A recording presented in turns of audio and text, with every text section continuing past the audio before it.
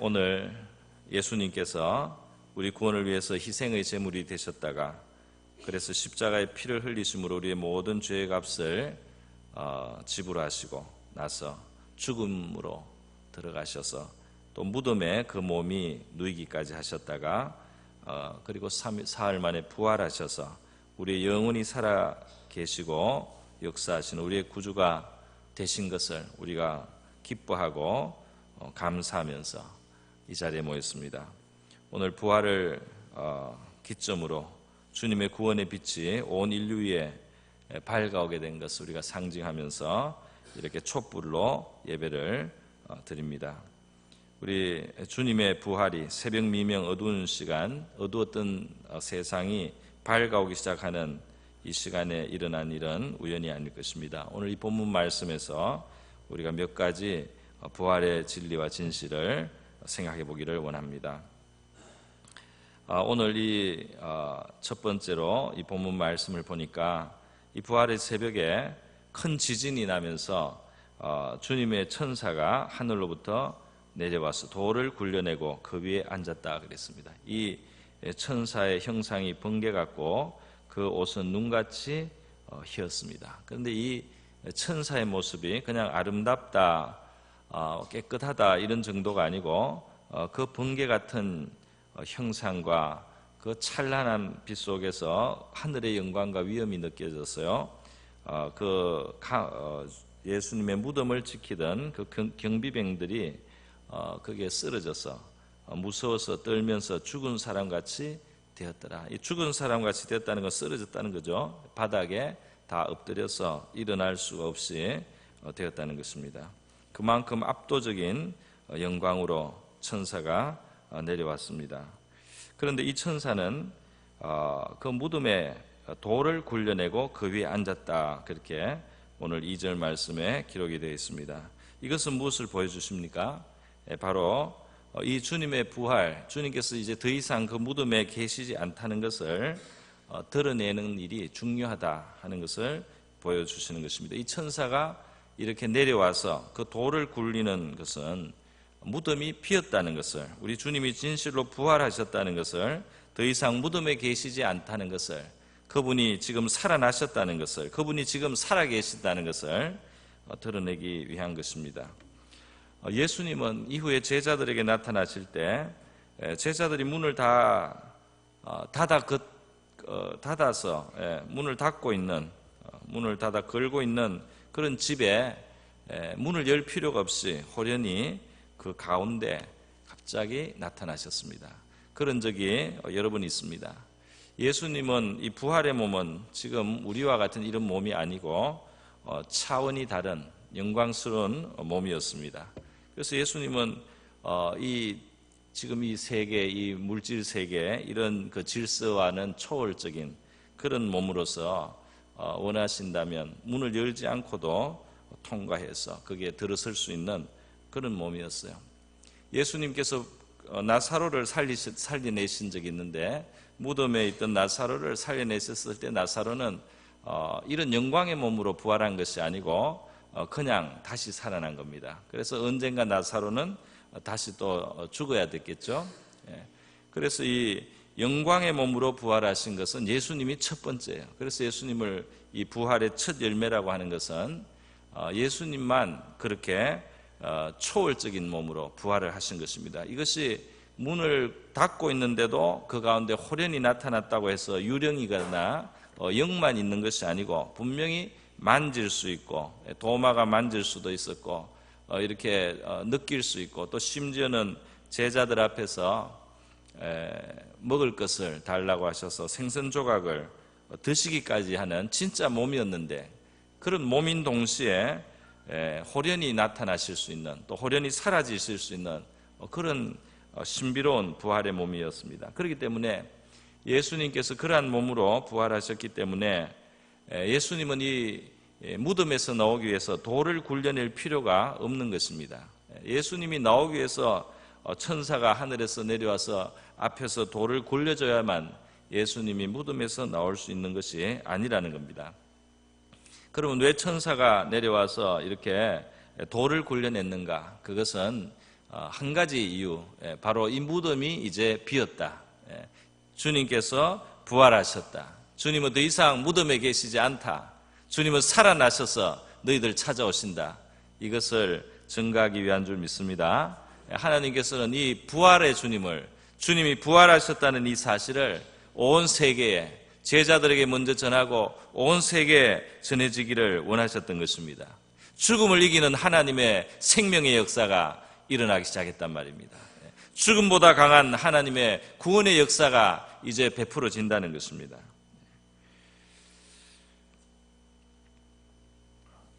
주님의 부활은 우리를 위해서 십자가에 달리신 그 주님께서 죄값을 다 치르셨기 때문에 이제 우리의 구원이 완성된 것을 나타내고, 부활하실 수 있는 하나님의 아들의 죽음이었기 때문에 그 죽음이 가지고 있는 무게는 온 모든 피조물, 인류, 죄인들의 이 모든 억만 죄악보다 더 큰 무게를 가진 하나님의 아들의 죽음으로써 그분이 부활하심으로 그분이 치르신 값이 충분했다는 것을 증명하는 것입니다.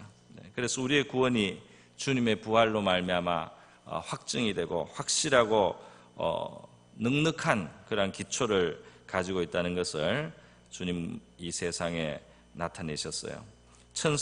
주의 천사가 오셔서 이렇게 돌을 굴려내고 무덤이 비었다는 것을 증거하셨는데, 이 증거는 제자들에게뿐 아니라 온 세상에 드러내신 것입니다. 그러므로 우리는 주님의 부활로 말미암아서 우리의 구원이 온전히 성취된 것을 알아야 되겠습니다. 또 우리의 죄의 모든 값이 말끔히 이 하나님의 아들의 죽으심으로 해소되고 씻겨진 것을 우리가 믿고 감사하면서 마귀의 정죄를 물리쳐야 할 줄 믿습니다. 그리고 이 주님의 부활의 의미를 우리가 마음에 받아들이고 주님이 부활하셨다는 이 사실, 우리의 구원자가, 인류의 구원자가 부활하셨다는 이 사실을 세상에 전해주고 알리는 것이 우리 주님의 백성들의 해야 될 일인 줄 믿습니다. 오늘 또 우리 본문 말씀에서 우리가 한 가지 더 볼 수 있는 것은 이 천사가 보여주신 하늘의 그 영광과 위엄입니다. 이 천사가 내려왔는데요, 이 천사가 그 가지고 있는 위엄과 영광이 얼마나 강하고 대단하든지 그냥 이 로마 이 경비병 군사들이 다른 보통 사람들보다는 더 억세고 강하고 훈련된 사람들이지만 그냥 죽은 사람처럼 그 앞에서 쓰러져서 무서워 떨면서 시체나 마찬가지로 그렇게 나타났습니다. 여기에서 이 천사를 그냥 천사라고 하지 않고 주의 천사라고 해서 주님과 연결을 시켰습니다. 주님의 심부름꾼이다 이 말입니다. 주님의 심부름꾼에 불과한 천사의 영광이 얼마나 압도적인가를 보라는 겁니다. 이 주님의 심부름꾼, 그냥 주님의 그 이 무덤에 돌을 굴려내는 그 일을 하기 위해서, 그리고 이 여자들에게 몇 마디 말씀을 전하기 위해서 온 이 주님의 심부름꾼 천사가 가지고 있는 하늘의 영광과 위엄만 해도 이 세상에 강하다고 하는 것, 이 세상에 높다고 하는 것, 이 세상에 힘 있다고 하는 것, 이 세상에 권세 있다고 하는 것보다 얼마나 더 압도적으로 강하고 더 높고 크고 위대한 것인지, 그것을 이 천사의 모습 속에서 그 천사와 대조되는 이 세상의 힘과 권세가 얼마나 그 앞에서 초라하고 보잘것이 없는가 하는 것을 이 천사 앞에서, 이 번개의 형상 같은 천사 앞에서 죽은 것 같이 된 이 세상의 군병들, 우리 주님의 무덤을 지키겠다고 그렇게 서 있는 자들이 얼마나 무력한지를 그렇게 대조해서 보여주고 있다는 것입니다. 그렇다면 그 심부름꾼의 그 천사의 영광과 위엄이 이렇다면은 그 천사의 주인이신 주님의 영광, 주님의 그 실제 영광은 얼마나 크고 얼마나 위대한 것이겠습니까? 그러므로 우리 주님은 절대로 힘이 없어서 무력해서 십자가에 달려 계셨던 것이 아니라는 것을 알게 되는 것입니다. 그리스도가 십자가에 못 박혀 계실 때 세상은 그리스도가 무력하다고 그를 조롱하였습니다. 그리스도는 힘이 없어서 십자가에 달려 계신 것으로 착각을 했습니다. 베드로도 예수님을 지키겠다고 칼을 빼들었어요. 사람을 치기도 했습니다. 그러나 주님께서는 오히려 베드로를 제지하시면서 너는 내가 내 아버지께 구하면 지금 12군단 더 되는 천사를 보내시게 할 수 없는 줄로 아느냐. 12군단, 12사단이거나 연대거나 그 큰 군대를 천사들이 오면 어떤 일이 일어나겠습니까? 한 명의 천사로도 아수르 군대 18만 5천 명이 하룻밤 사이에 죽었다고 성경은 기록을 하고 있습니다. 천사의 큰 군대가 오면은 이 세상이 완전히 뒤집어질 만큼 큰 일을 할 수가 있는 것입니다. 그런데 내가 그렇게 당장에도 할 수 있으나 내가 그렇게 하지 않는 것은, 만일 그렇게 하면 이런 일이 있으리란 성경이 어떻게 이루어지겠느냐. 하나님의 아들이, 인류의 구세주는 오셔서 고난을 당하셔야 되기 때문에, 그래서 그 일이 이루어지기 위해서 내가 나의 힘과 위세와 위엄과 권력을 사용하지 않는다. 주님께서는 그렇게 말씀을 하신 것입니다. 지극히 큰 권세가 있음에도 불구하고 주님이 무력한 듯이 십자가에 죽으신 것은 목적이 있기 때문인 것입니다. 그것은 아버지의 뜻을 따라 죄인된 바로 저와 여러분, 우리를 위한 속죄 제물, 속건의 제물, 화목의 제물이 온전히 되시기 위함인 줄 믿습니다. 우리 부활하신 주님이 이처럼 세상을 압도할 수 있는 권세가 있음을 우리는 알아야 되겠습니다.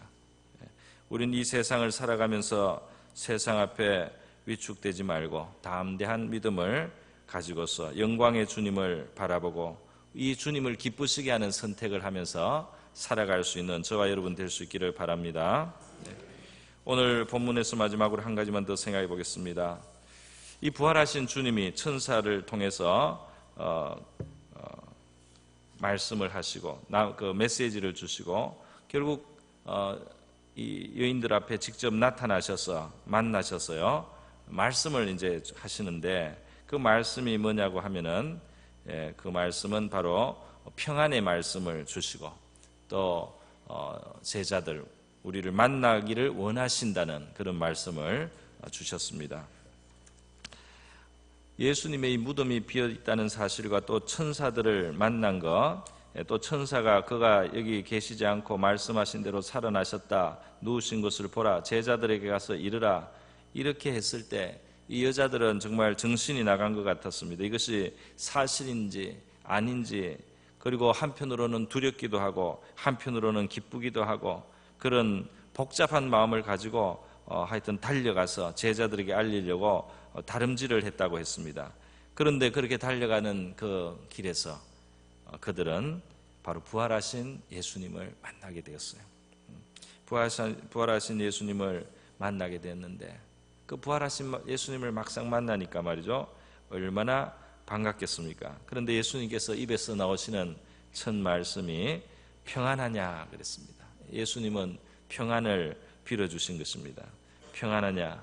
그리고 여자들은 나와서 그 발을 붙잡고 경배를 했다 그랬습니다. 그 부활하신 예수님의 모습이 말이죠, 천사의 모습보다 훨씬 부드러워요. 부활하신 예수님이 평안하냐 하고 아주 편안하게 찾아오시고, 그리고 여인들이 가까이에서 발을 잡고 경배할 수 있을 만큼 온유한 모습으로 그들에게 나타나셨습니다. 다시 말해서 주님은 그 영광과 위엄을 다 가져와서 그 모습으로, 압도하는 모습으로 자기를 나타내지 않으셨다는 겁니다.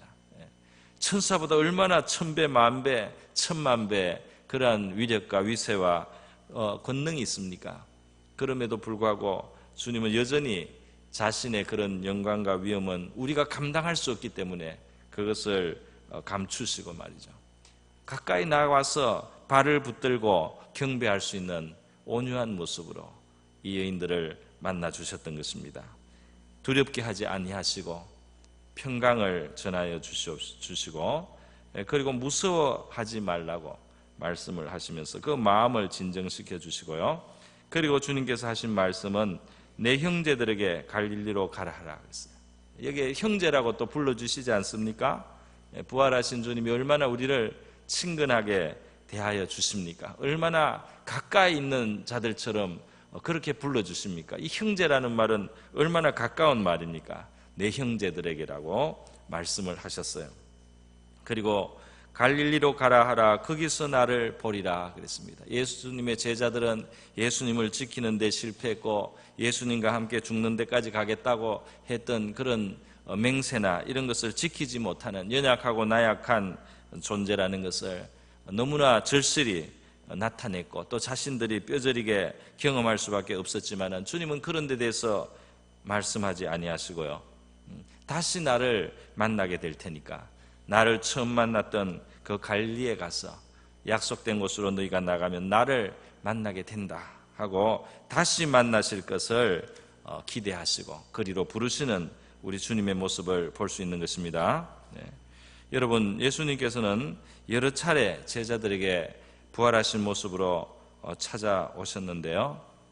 부활하신 예수님은 지금도 우리를 만나실 수 있고 찾아오실 수도 있습니다.